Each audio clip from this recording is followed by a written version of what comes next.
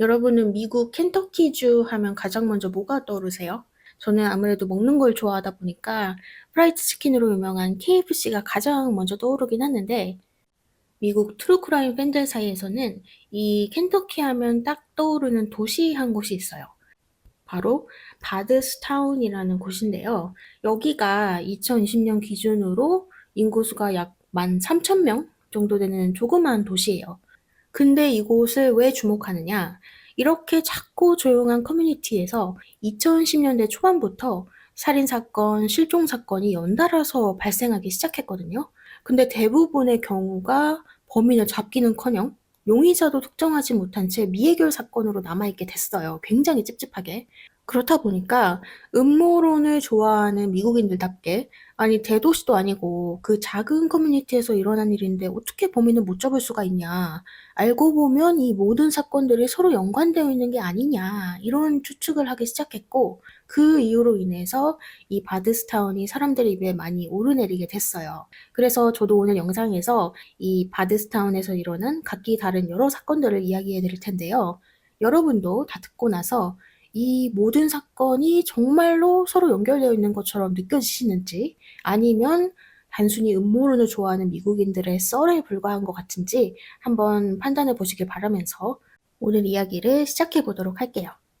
첫 번째 사건은 2013년으로 거슬러 올라가는데요. 이 바드스타운에는 경력 7년의 베테랑이자 유일한 K9 경찰관으로 일하고 있었던 33살의 제이슨 앨리스라는 한 남자가 있었어요. 이 제이슨이 5월 25일 새벽 2시쯤에 야간 근무를 마치고 집으로 돌아가던 중이었는데 항상 빠져나가는 34번 출구 근처 도로 위에 가로수 나뭇가지들 같은 게 너저분하게 놓여 있는 걸 발견한 거예요. 도로 한복판에. 그런 게 도로에 떨어져 있으면 사고도 나고 위험하니까 제이슨은 순찰차를 세우고 밖으로 나와서 나뭇가지를 치우려고 했죠. 그런데 그거를 짚는 그 순간 어디선가 탕탕탕 하는 총소리가 울리면서 제이슨은 팔, 가슴을 비롯한 몸 여러 곳에 심지어 머리에까지 총격을 받고 쓰러지고 말았어요. 몇 분 뒤에 그곳을 지나던 한 운전자가 제이슨을 발견하고 911에 신고를 했지만 제이슨은 어떻게 손쓸 새도 없이 그 자리에서 이미 사망한 지 오래였죠. 경찰이 사격 방향과 상처의 각도 등을 조사한 결과 이거는 단순한 우연 사고가 아니라 누군가 미리 도로에 나뭇가지들을 놓고 매복해 있다가 계획적으로 총을 쏜 것 같다라고 판단했고요. 제이슨의 몸에서 두 가지의 다른 총알 또한 발견됐기 때문에 제이슨을 공격한 사람은 한 명 이상일 수도 있다는 결론이 나왔죠. 사실 이 제이슨이 당시에 이 지역 사회에서 평판도 되게 좋았기 때문에 모두들 제이슨의 죽음에 큰 충격을 받았어요. 특히나 경찰관이 타깃이 됐다는 게 제일 큰 충격이었는데 안타까운 건 이 사건 당시에 도로에 CCTV나 목격자도 없었고요. 제이슨 경찰차에 대시캠이나 뭐 바디캠 같은 것도 달려있지 않았고 제이슨을 공격한 후에 그 범인은 현장을 즉시 떠났기 때문에 범인을 식별하기가 매우 어려웠어요. 따라서 이 제이슨 사건은 용의자조차 특정되지 못하고 답보 상태로 흐르게 됐죠. 그렇게 제이슨이 떠난 지 1년 후인 2014년 이번에는 바드스타운 근교에서 뭐 근교라고 해봤자 시티 경계선 바로 옆이기 때문에 바드스타운이나 마찬가지인데 이곳의 한 저택에서 사건이 터지게 돼요. 여기에는 48살의 캐시 네덜란드라는 여성이 살고 있었어요.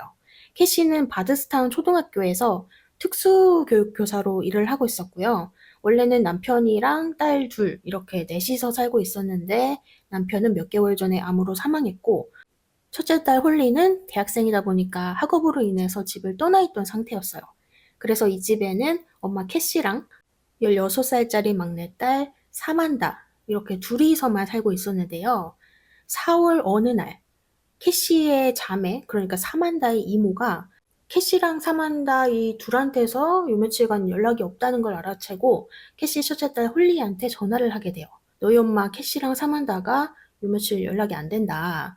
근데 홀리도 생각해 보니까 며칠 전에 사만다랑 연락을 주고받은 게 끝인 거예요. 그래서 홀리가 "나도 연락받은 거 없다." 그 말을 들은 이모는 바로 자신의 아버지한테 콜을 했어요. 빨리 캐시네 집 좀 가 보라고. 그렇게 캐시의 아버지는 캐시 집 앞에 도착했고 문을 열자마자 눈앞에 마주한 건 처참하게 숨져 있던 자신의 딸 캐시와 소녀딸 사만다의 모습이었죠. 이 둘이 너무너무 잔혹한 모습으로 발견이 됐어요. 캐시와 사만다 둘 다 심하게 몸을 얻어맞은 듯한 흔적이 있었고, 캐시의 몸에는 여러 차례 총상이, 그리고 사만다는 목 부위에 심각한 손상을 입은 채로 발견이 된 건데요.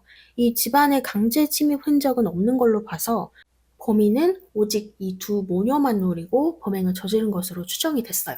근데 둘이 사망한 방식이 너무 잔혹하다 보니까 두 사람이랑 어떤 원한 관계에 있는 사람이 범인이 아닐까 해서 주변 인물들을 조사해 봤는데 딱히 뭐 그런 관계에 있는 사람들도 없었어요.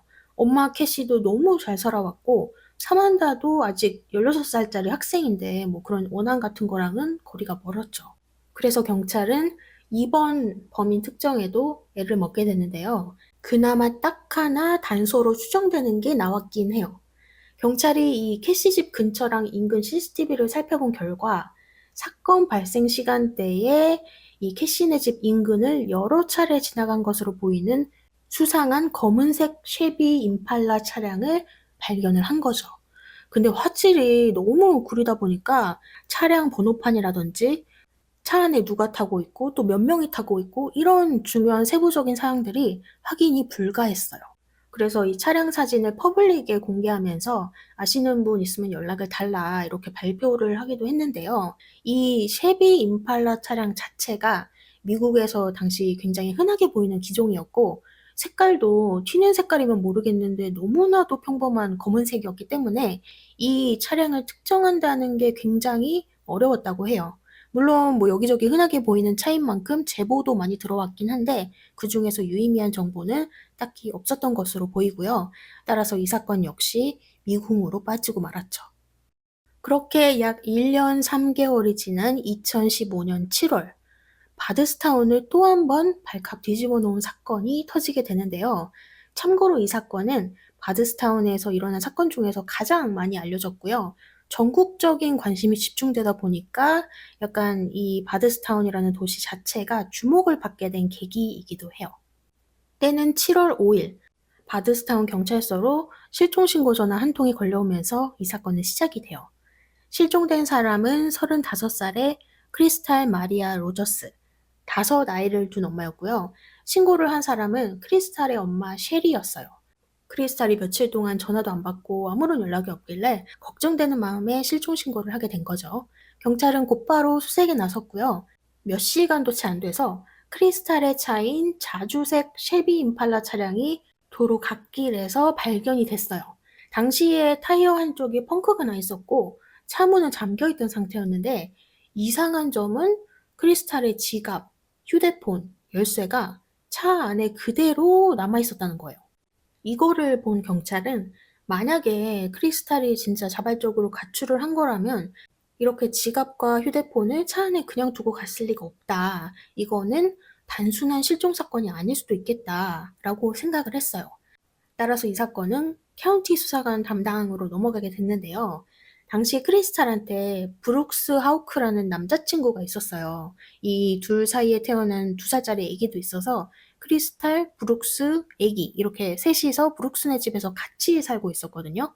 그래서 수사팀은 가장 먼저 크리스탈의 남친 브룩스를 소환해서 인터뷰를 진행했는데요. 브룩스가 말하길 크리스탈을 마지막으로 본 건 7월 3일 밤이었다. 그러니까 이틀 전이죠. 사실 크리스탈과의 관계가 스트레스가 많았고 둘 사이의 싸움도 되게 잦았던 편인데 그날 7월 3일에도 다툼이 있었긴 했다. 하지만 그렇게 싸울 때마다 크리스탈이 근처 자기 사촌네 집에 가서 몇 밤 자고 오고 그랬기 때문에 그날도 싸우고 나서 크리스탈이 나가길래 또 사촌네 집에 가는가 보다라고 생각을 했다고 해요. 근데 브룩스랑 인터뷰를 마치고 수사팀이 그 사촌한테 전화를 해서 확인을 해 보니까 사촌이 뭔 소리냐고. 지금 지난 3년 동안 크리스탈이 자기 집에 들른 적이 딱 한 번밖에 없었다고 말을 하는 거예요. 브룩스가 확실히 수상하다고 느낀 경찰은 며칠 후에 다시 브룩스를 불러서 2차 인터뷰를 진행했어요. 근데 인터뷰 도중에 브룩스한테 전화가 한 통 걸려와요. 그래서 브룩스가 받아도 되냐고 해서 수사팀이 받으시라고 하면서 잠깐 인터뷰가 중단이 됐어요.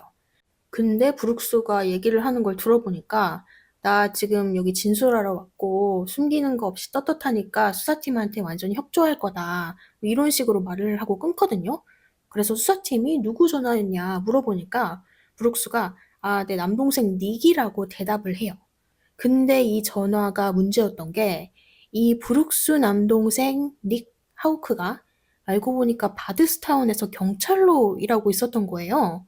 현직 경찰관으로서 지금 이렇게 자기 가족이 수사 대상인 경우에는 즉시 사건에서 배제되어야 되고 개인적으로 개입해서도 안 되죠.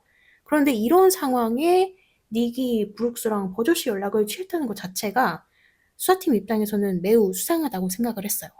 그래서 닉한테 연락을 해서 "인터뷰를 좀 할 수 있냐." 이렇게 요청을 했어요. 근데 자기는 "아는 게 없다. 알았으면 진작에 다 얘기했을 거다." 이러면서 계속 거부를 하다가 FBI가 합류해서 요청이 들어오자 그제서야 인터뷰에 동의를 하게 돼요. 또 여기서 거짓말 탐지기 검사도 같이 진행이 됐는데 닉이 이렇게 주장을 해요.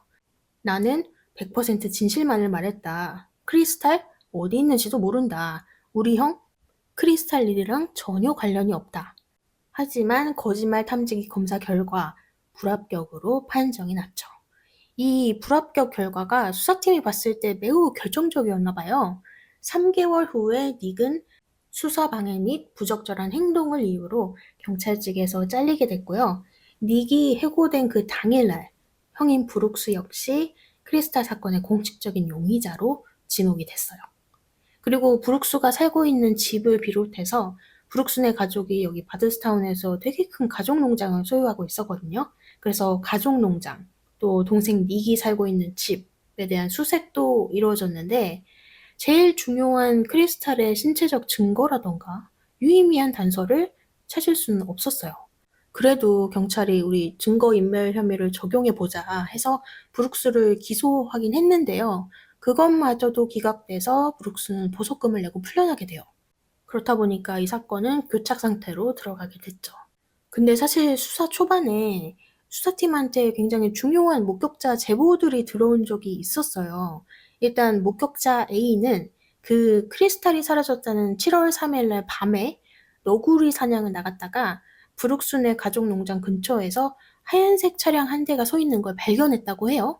근데 그 차가 도로도 아닌 자갈길 한복판에 덩그러니 세워져 있었나 봐요. 그래서 그게 좀 이상했다고 제보를 했었고요. 그다음으로 목격자 B 역시 같은 날 이 7월 3일 날 밤 10시쯤에 일을 마치고 집으로 향하는 도로에서 자주색 쉐비 임팔라 차량, 그러니까 크리스탈의 차량이죠. 그거랑 하얀색 차량 한 대가 같이 정차되어 있는 걸 봤다. 그리고 다음날 출근길에 같은 도로를 지나가는데 그때는 쉐비 임팔라만 도로에 남아 있더라. 라는 제보가 들어왔었단 말이죠. 근데 왜인지는 모르겠는데 이 제보가 수사 초반에는 크게 주목을 받지 못했어요. 그래서 다른 단서들 속에 그대로 묻혀 있다가 나중에 한 8개월 뒤에 크리스탈의 부모님이 따로 고용한 사설 탐정이 부모님한테 알려준 거예요. "이 하얀색 차량이 좀 수상하다." 그래서 크리스탈 아빠인 타미가 SNS에다가 "이 차량을 찾습니다." 이런 포스팅을 올렸고 그게 화제가 되면서 수사팀이 그제서야 '어 우리도 관련 제보를 받았었네.' 하면서 주목을 하게 된 거죠. 따라서 곧바로 그 차를 추적하기 시작했고요. 얼마 안 돼서 그 차량의 주인은 애나 화이트사이드스라는 70 대가 넘는 노령의 할머니로 밝혀졌는데요.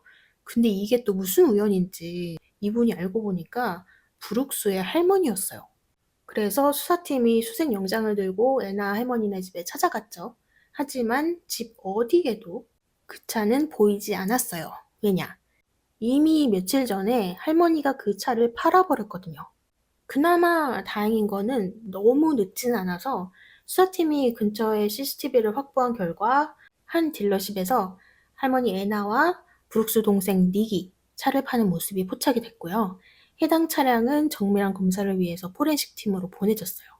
그리고 실제로 이 트렁크 안에서 머리카락이 발견되기도 했는데요. 전문가가 보기에 이 크리스탈의 머리카락 색깔 그리고 특성이랑 매우 유사하다라고 판단되기는 했지만 DNA 프로파일까지는 얻지 못했기 때문에 이게 100% 크리스탈 것이 맞다 이런 결론을 내릴 수는 없었어요. 근데 한 가지 신기한 거는 차 안에서 할머니의 지문은 발견되고 닉의 지문은 전혀 발견되지 않았다는 거예요. 둘이 같은 차를 타고 이동했는데 말이죠. 그런데 이렇게 크리스탈 수사가 진행되는 도중에 또 한 명의 안타까운 희생자가 나오게 되는데요. 이번이 바로 네 번째 사건이 됩니다. 바로 크리스탈이 실종된 지 16개월이 지난 2016년 11월 19일. 이날 아침에 크리스탈의 아빠 타미가 가족 소유의 토지에서 사냥을 준비하던 중에 어디선가 날아온 총알에 맞아서 갑자기 사망하게 돼요. 타미의 아내이자 크리스탈의 엄마인 셰리는 타살을 강하게 의심했어요. 왜냐하면 타미는 딸 크리스탈이 실종된 이후에 가장 적극적으로 딸을 찾기 위해 행동했던 가족이었어요. 기자회견에도 참석하고 또 수사를 좀 더 확대해야 된다 이런 목소리를 앞장서서 내기도 했었고요. 근데 타미가 사망하기 며칠 전부터 요즘 누군가가 자기를 쫓는 것 같다 이런 얘기를 했었대요. 그래서 차량에 블랙박스도 설치하고 그랬었는데 공교롭게도 그 말을 한 지 얼마 안 돼서 이런 사고가 벌어졌으니까 가족들 입장에서는 이거는 단순한 사고가 아니다. 어쩌면 타미가 딸 크리스탈 사건을 너무 파헤치려고 해서 없앤 걸 수도 있다. 이렇게 주장을 했지만 당시 경찰은 이 사건은 그거랑은 별개다. 별도의 건이라고 봤어요. 하지만 타미 사건 역시 증거 부족, 또 결정적인 단서 확보 실패 등의 이유로 범인의 신원을 파악하는 데 어려움을 겪게 됐죠. 이렇게 수사가 또 한 번 답보 상태에 빠지자 이때부터 바데스타운 지역 주민들 사이에서는 여러 추측들이 돌기 시작했어요. 지금 보면 2013년 경찰관 제이슨 앨리스부터 해서 2014년 캐시와 사만다 두 모녀, 또 2015년 크리스탈 실종, 그리고 2016년 크리스탈 아빠 타미 사망까지 이렇게 4년 연속으로 사건은 계속 터지는데 전부 다 범인을 못 찾은 상태가 됐잖아요. 그러니까 사건이 제대로 수사되고 있는 게 맞냐 이런 의문들이 제기가 됐는데요. 그러면 이 당시에 돌았던 그리고 현재까지도 믿고 있는 대표적인 음모론 두 개를 살펴보도록 할게요. 참고로 음모론이기 때문에 이 주장들 중에서 공식적으로 확인된 것은 단 하나도 없다는 점을 기억해 두시면서 첫 번째는 나쁜 약 관련 조직 연루설이에요. 이 썰을 주장하는 사람들은 이 바드스타운 인근에 나쁜 약을 유통하는 네트워크가 있었다. 그런데 제이슨 경찰관이 우연히 그걸 알게 됐고 혼자서 관련 수사를 하던 중에 그들의 표적이 됐다. 그리고 캐시랑 사만다 두 모녀 그리고 크리스탈 역시 이 나쁜 약 관련해서 뭔가 봐서는 안 될 것 혹은 들어서는 안 될 것을 들었기 때문에 희생양이 됐다. 또한 크리스탈의 아빠 타미도 딸의 실종 사건을 파헤치던 도중에 이 관련 조직이 얽혀 있다는 사실을 알아냈기 때문에 입막음용으로 없앤 것이다 라는 추측을 하고 있어요. 그리고 이 첫 번째 음모론은 두 번째 음모론이랑도 맥락이 좀 이어지는데요. 두 번째는 바로 경찰 내부 연루 및 은폐설이에요. 사실 캐시랑 사만다 이 모녀 케이스를 제외하고 나머지 세 사건들에는 직접적 혹은 간접적으로 경찰이라는 한 집단이 엮여 있어요. 그래서 이 음모론을 믿는 사람들은 바드스타운 경찰이 나쁜 약 관련 조직과 어떠한 유착 관계가 있었던 게 아닐까라는 의혹을 제기하고 있는데요. 왜냐하면 제이슨 경찰이 매복으로 추정되는 공격을 받아서 사망했잖아요. 사실 이 제이슨의 스케줄이 되게 일정했어요. 야간 순찰이 새벽 2시에 끝나면 2시에서 2시 30분 사이에 특정 도로를 타고 집으로 돌아가는 그런 루틴이 매일매일 반복됐기 때문에 그 시간대와 그 장소에 미리 매복해 있었다는 건 내부 정보 없이는 불가능한 범행이다라는 의견이 있고요. 크리스탈 같은 경우도 남친 브룩스 동생이 경찰이었잖아요.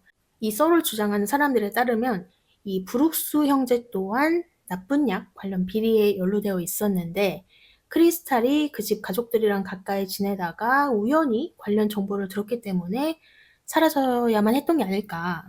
그러다 보니까 그동안 범인을 못 잡았던 이유도 경찰들이 엮여 있으니까 그런 거 아니냐, 수사를 의도적으로 지연시켰던 거 아니냐라는 의혹까지 나오기도 했고요. 실제로 한 기사에 따르면요. 2016년에 바드스타운 경찰의 부서장급 인물이 사고 기록이 적혀진 내부 문서를 파쇄했다는 혐의로 해고된 사례가 있었어요. 그러니까 그 뉴스를 들은 사람들은 또 음모론이랑 연결시키는 거죠. 그 문서가 알고 보면 나쁜 약 조직 관련 문서가 아니냐. 근데 이런 모든 의혹들이랑 관련해서 캐시랑 사만다, 이 두 모녀의 유가족들은 굉장히 크게 반발을 했어요.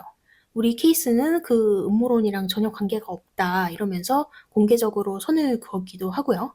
실제로 수사팀에서도 이 사건은 좀 별개의 건이다라고 판단을 해서 나중에 모녀 사건을 제외한 나머지 세 사건들을 함께 들여다보는 특별검사팀이 꾸려지기도 하는데요. 그 와중에 희소식은 2020년에 FBI가 이 크리스탈 사건을 본격적으로 재조사하기 시작해서 2023년 9월 크리스탈 남친 브룩스 하우크가 살인 그리고 증거인멸 혐의로 다시 한번 기소가 됐다는 점이에요. 그리고 통신 기록을 재조사한 결과 브룩스를 도운 공범이 2명이나 있다는 사실도 밝혀졌는데요. 조셉 로슨 그리고 스티브 로슨이라는 사람들인데 참고로 이 둘은 부자지간이에요. 크리스탈 실종 당일날 전후로 해서 이들이 브룩스랑 같이 연락을 주고받은 기록들 그리고 관련 증거들이 나왔기 때문에 증거인멸 혐의로 기소 및 체포가 됐고요. 2025년 재판에서 둘 다 유죄 판결을 받아서 아버지 스티브 로스는 17년형, 그리고 아들 조셉 로스는 브룩스를 도운 공이 좀 더 커서 25년형을 선고받았어요. 그리고 가장 중요한 브룩스는 무기징역을 선고받게 됐죠. 따라서 크리스탈 사건에 관련된 범인들은 이렇게 죗값을 치르게 됐지만 크리스탈의 몸은 아직도 어디 있는지도 모르고 발견되지도 않았다는 점, 그리고 사건 동기 역시 명확하게 밝혀지지 않았다는 게 좀 아쉬운 상황이긴 해요. 하지만 나머지 세 사건들, 제이슨 앨리스 사건, 캐시와 사만다 사건, 그리고 토미 발라드 사건, 전부 다 수사가 아직 끝난 게 아니에요. 여전히 제보를 기다리고 있고요. 수사팀이 아직 희망의 끈을 놓지 않고 수사를 이어가고 있으니까 언젠가는 이 사건들이 꼭 해결되기를 바라면서 오늘은 이렇게 켄터키주의 작은 마을 바드스타운에서 일어난 4가지 사건들을 알아봤는데요. 정말 이 사건들이 알게 모르게 다 연결이 되어 있는 걸까요? 아니면 그냥 음모론에 환장하는 미국인들이 주장하는 하나의 썰일 뿐일까요? 여러분의 생각은 어떠세요? 의견 많이 남겨주시고 오늘도 영상 끝까지 봐주셔서 감사합니다.